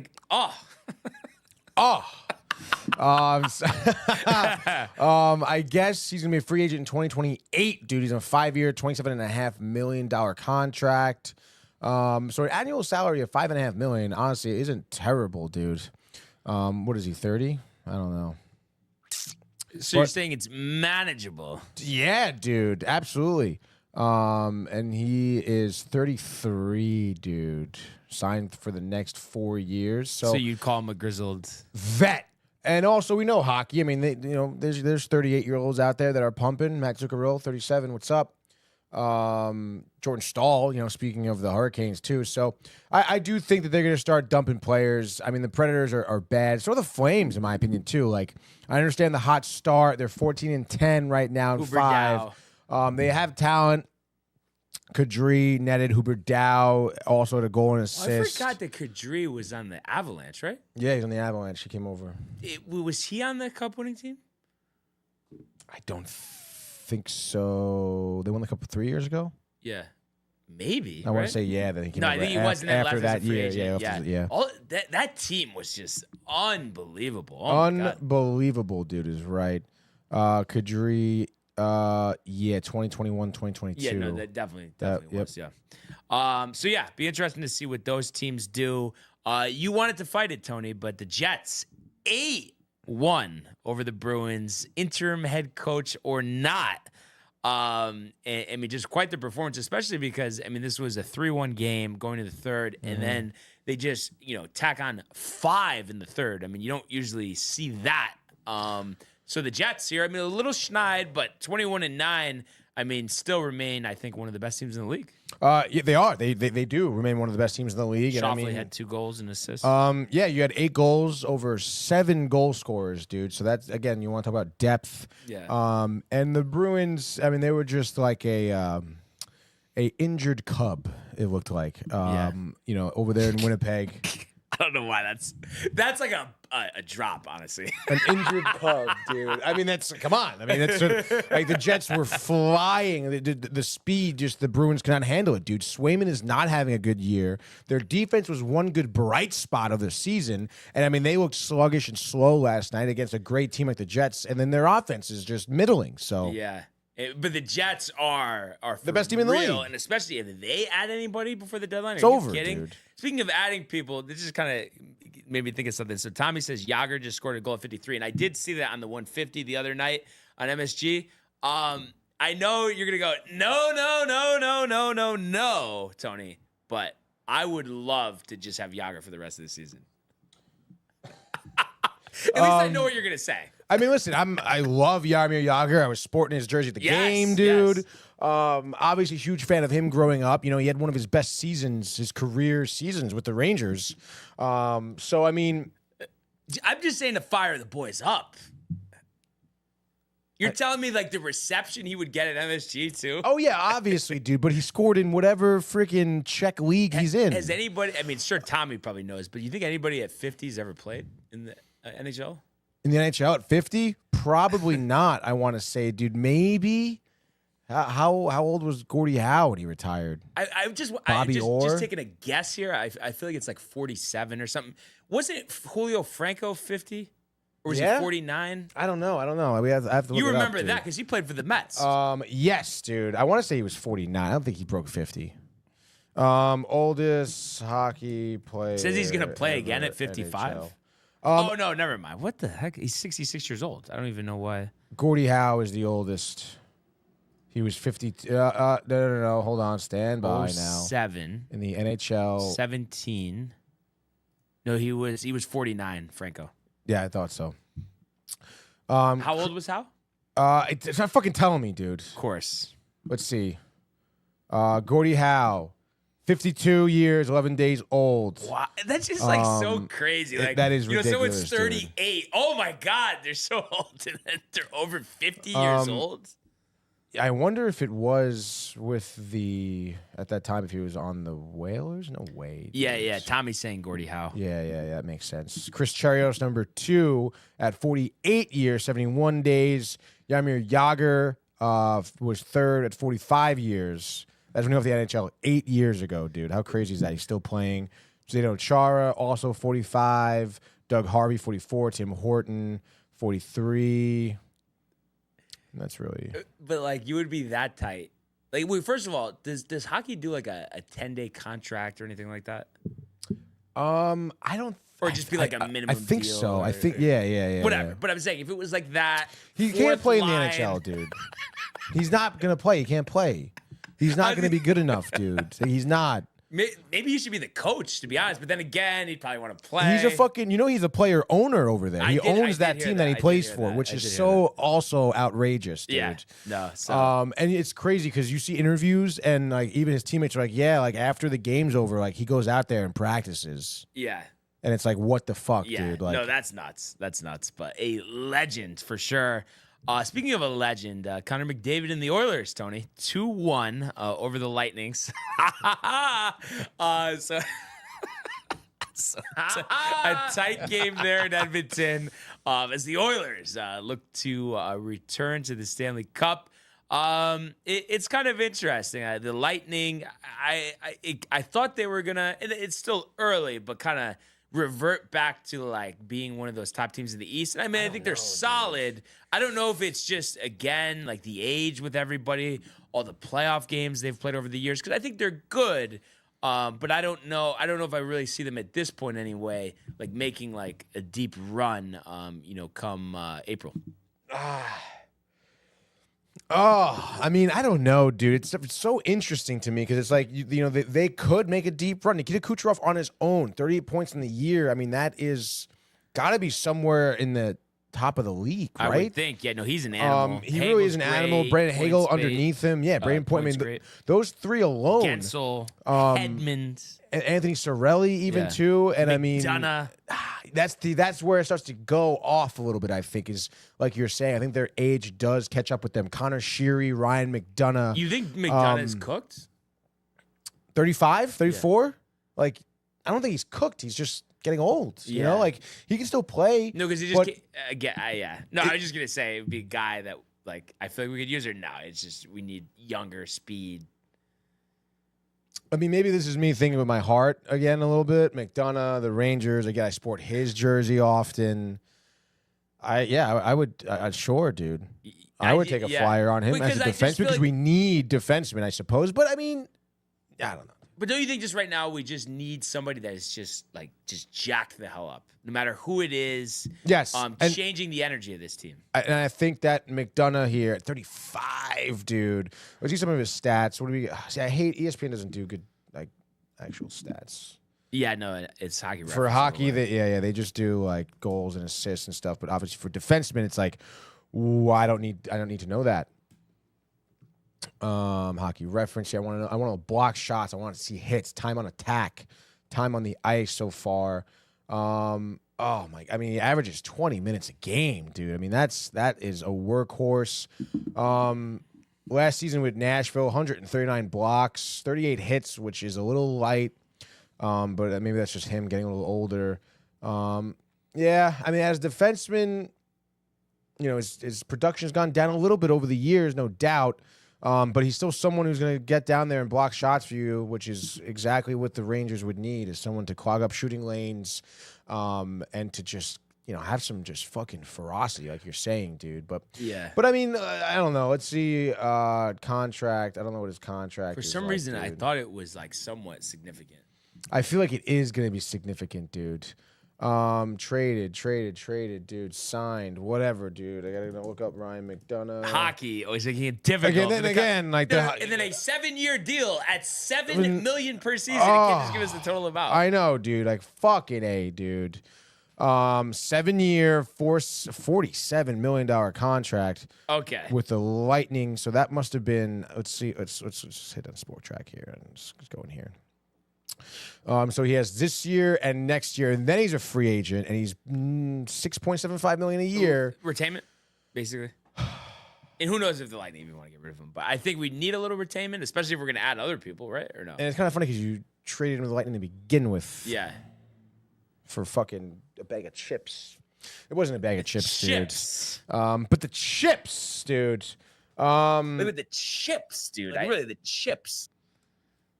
Yeah, I don't know, dude. The retainment, $3 million, 3.75 on us. Yeah, with the retainment, I definitely. This year, culture. Next year, we're paying $7.5 for him for 2 years. No brainer. Why not, dude? Then let him go. Tommy also says Chelly was a beast, and then Josh B says I did not make that bet. LOL, all caps. Kind of funny at this point. What bet? You said the Bruins money line. Oh, really? Oh, yeah, good. No, it's like kind of funny. He's glad that Josh didn't. No, I'm glad he didn't either, one, dude. Right? Yeah. That was, I don't even know what I was thinking, dude. That bet, dude. It was a 12-game fucking frenzy. It was tough. It was tough. The Wild, tough, always winning in the shootout, but they do 5-4, 19-5-4. Just keep on going here. And this is a game that they were up 3-2, or 3-0, excuse me, heading into the third.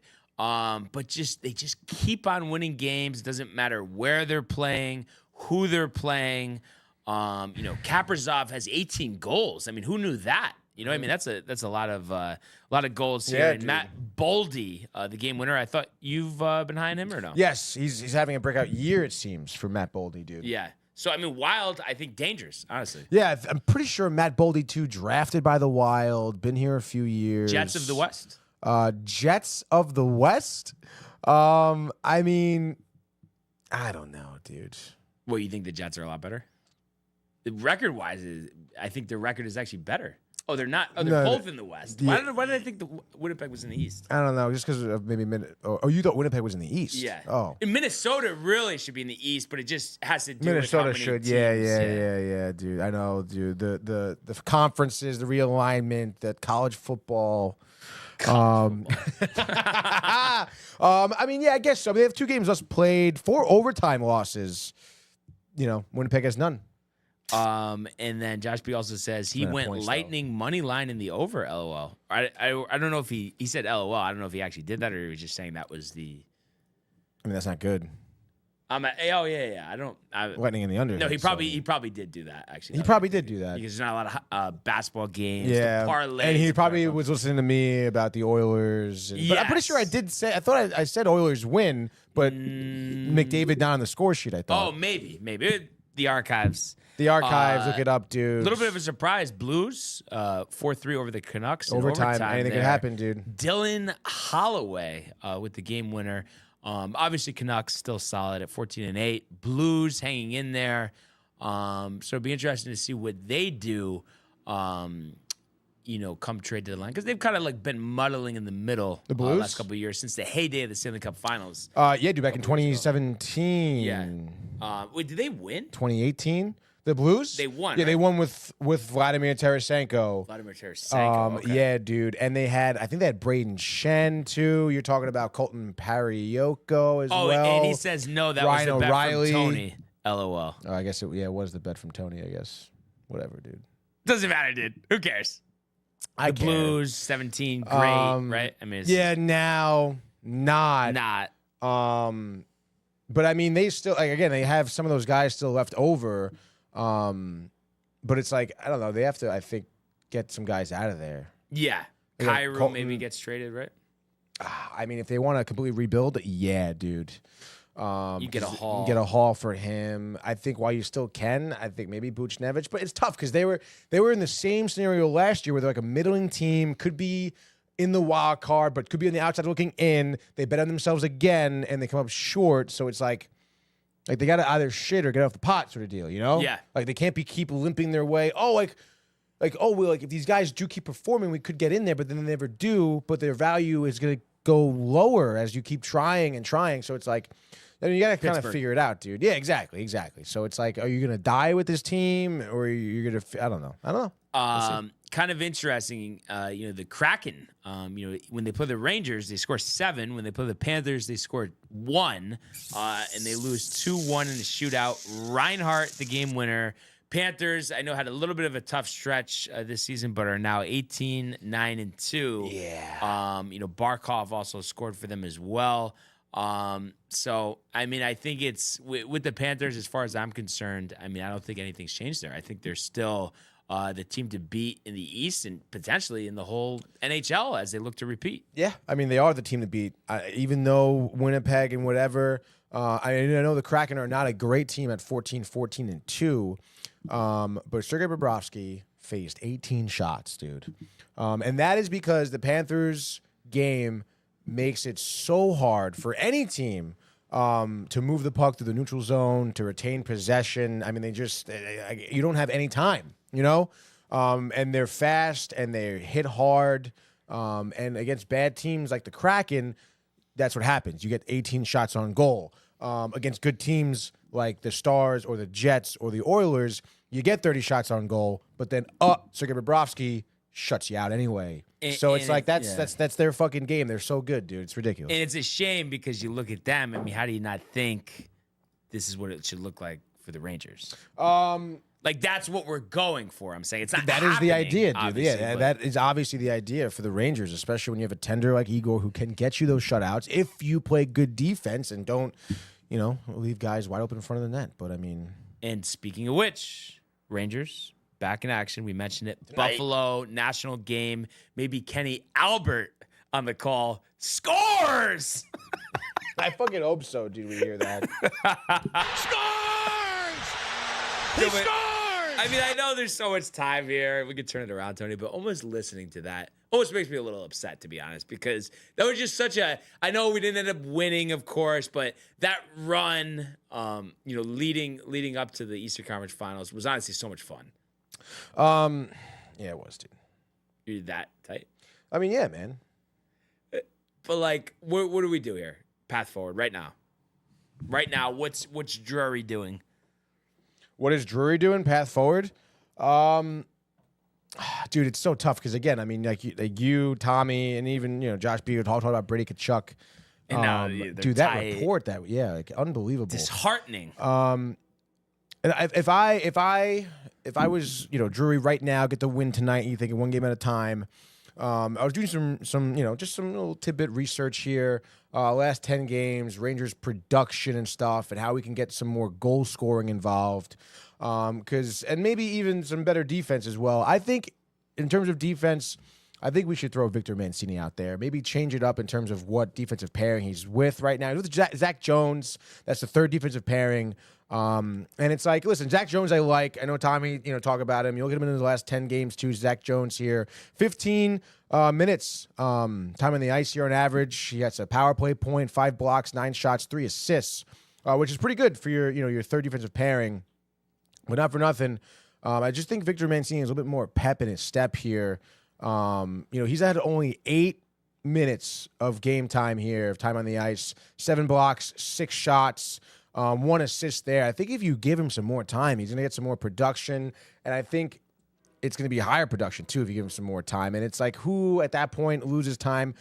I mean, Keandre Miller is someone who's blown some defensive coverages, but, I mean, he gets a lot of ice time, 20 minutes, and he is gritty, and he is fast, and he does account for a lot of production, but I don't know, maybe throw, like, Mancini on the line with Schneider, throw Miller on the line with Zach Jones, and honestly, I don't care if you split the time even, but I just feel like getting Mancini some more time on the ice, and maybe Zach Jones will get better with Miller, because I feel like there's so many times where Miller's down low, and I don't know if the communication's just not bad, like just not good, I should say. Because Miller, listen, I like Miller. He can, when he does get aggressive and joins in on a play, I like that. I want a defender to feel like he has the confidence to do that. I want him to see something and, create an action. Fox does it very well.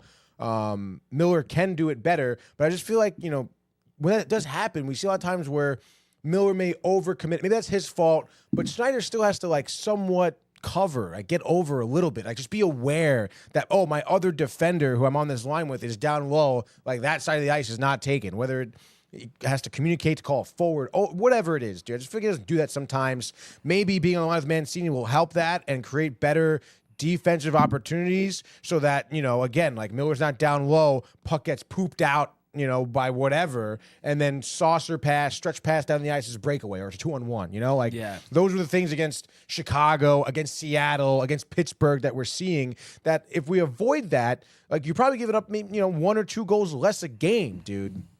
And then again, in terms of young guys, I'm going to say Peter Laviolette should lean on those young guys, dude. Get Brett Berard in there as well, dude. You look at his production, 15 shots on goal over the past 10 games, averaging under 8 minutes. And he's on the 4th line.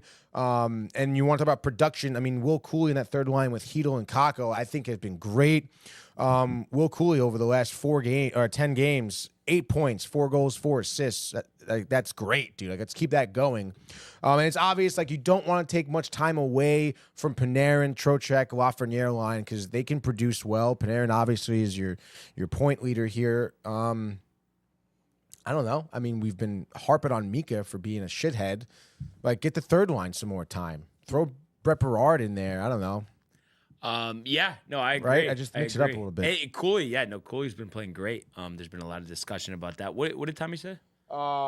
Tommy says Miller stinks. Braden Schneider is awesome. Yeah, and I always liked Miller, but it does kind of seem like, Tony, right, that it might be coming to a head. I mean, maybe, they'll just be like, all right, let's see how the season plays out, but it doesn't seem like it's trending in the right direction. Yeah, I mean, again, it is tough because it's like you do see. I love the aggressiveness, dude. There's so many times too where it's like he comes flying in and there's like a drop pass to him. He rips one pass at tender. He's got a great shot.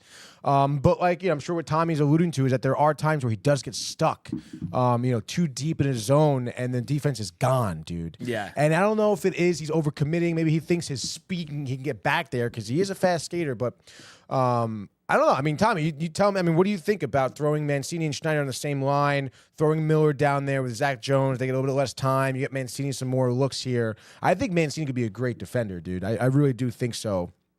So, I mean, again, time will tell what happens. And I think, when you have a team that, the play is a little sloppy, not energy, going to the youth is the best thing you could do because those guys are so excited to have that opportunity. And then you can't look at me and tell me that if the rest of the team, if the veterans see Mancini, if the veterans see, Hedel, Kako, Berard, the young guys step up, it's gonna like Cryer's gonna get amped up. Trocheck's gonna love that. You're gonna see probably an uptick of production from them. And again, if your third line is more threatening, all of a sudden now a team's best defensive pairing is going against your third line. Now all of a sudden Panarin's looking like he's getting freed up in the slot because they have a different defensive exactly. Yeah. So it's like that I think is going to be key. And again, defense just needs to be better too. So Victor Mancini, let's go. Josh B sent us a bite from yesterday. You must have got it on your phone. I don't know, if you want to play it or I haven't heard it. I just figure it's funny. It's something you said. Is it when I mispronounced Blackhawks? Probably, but he didn't tell me. I don't know. He never tells anyone. Let's see what. Josh, I'm telling you right now, take the plus 130 on Tampa Bay, dude. Value in the plus 130, dude. There was value for the plus 130. Against the Oilers. Yes. I knew that you didn't take the Oilers. It must have been the night before where I was like, oh, you can't take the Oilers unless they're playing the Sharks or the Predators. It was close, dude. 2-1 there, dude. That damn Draisaitl, man. Honest thoughts.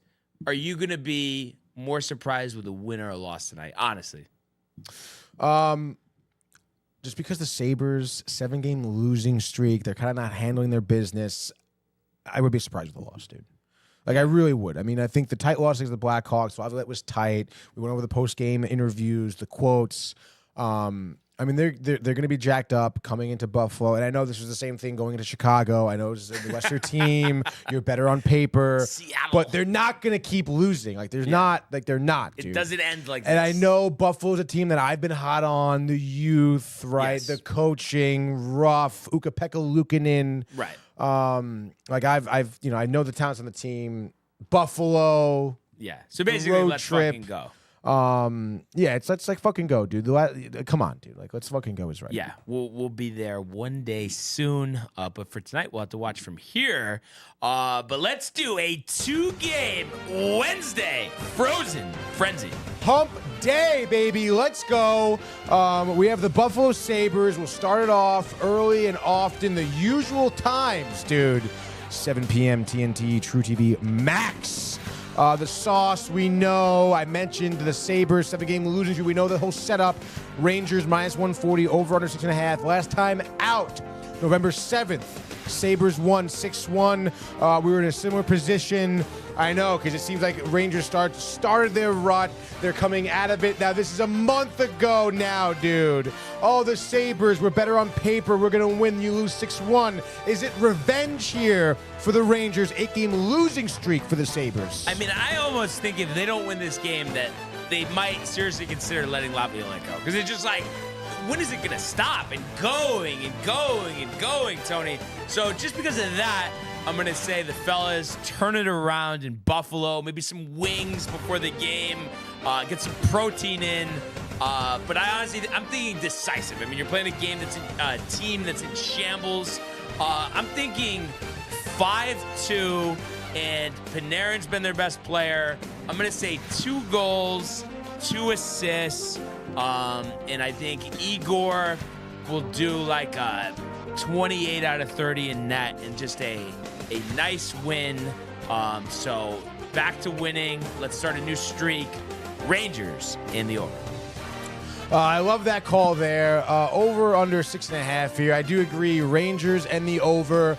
I'm going to stick with my young guns here, Brian. I say we're getting a goal from each player in the third line. That's Will Cooley. That's Hedel. That's Kako. Why not? We'll net 1 for Panarin. Obviously, the point leader here, the goal leader.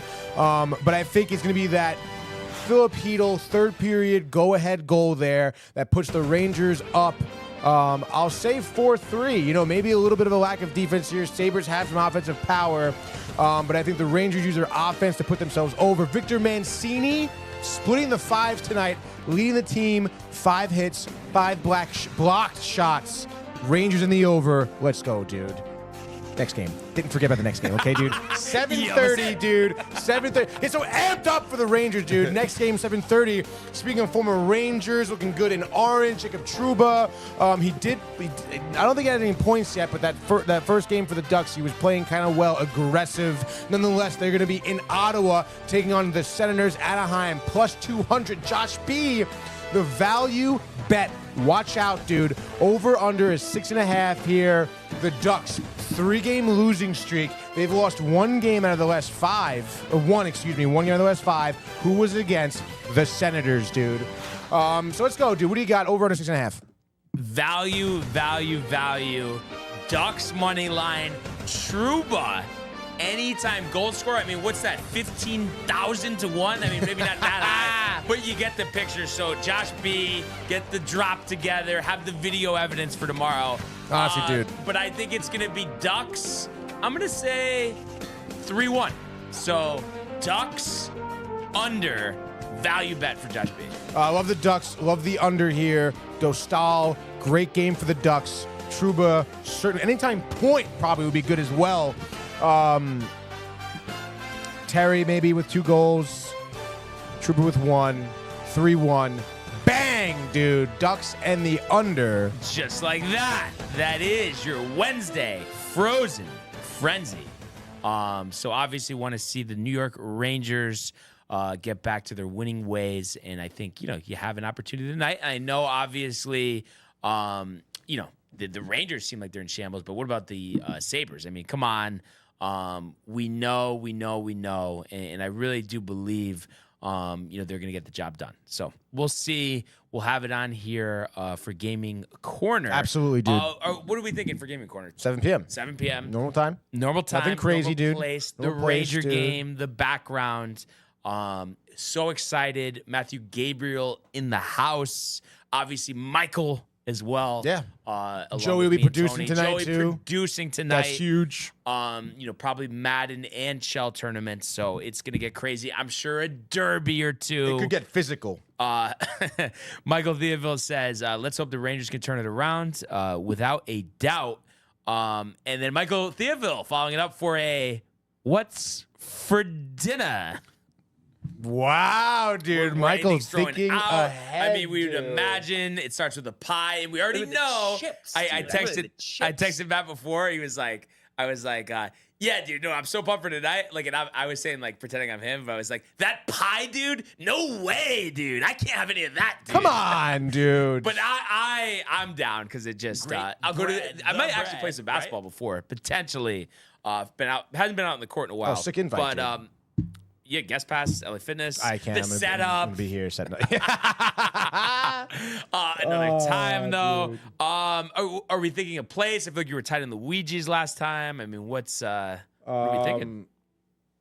I mean, again, the value bet with Luigi's, and you're never tight on Luigi's. We did get a bacon onion pie from there last time, and the bacon was good, but it's not like a Beverly's bacon.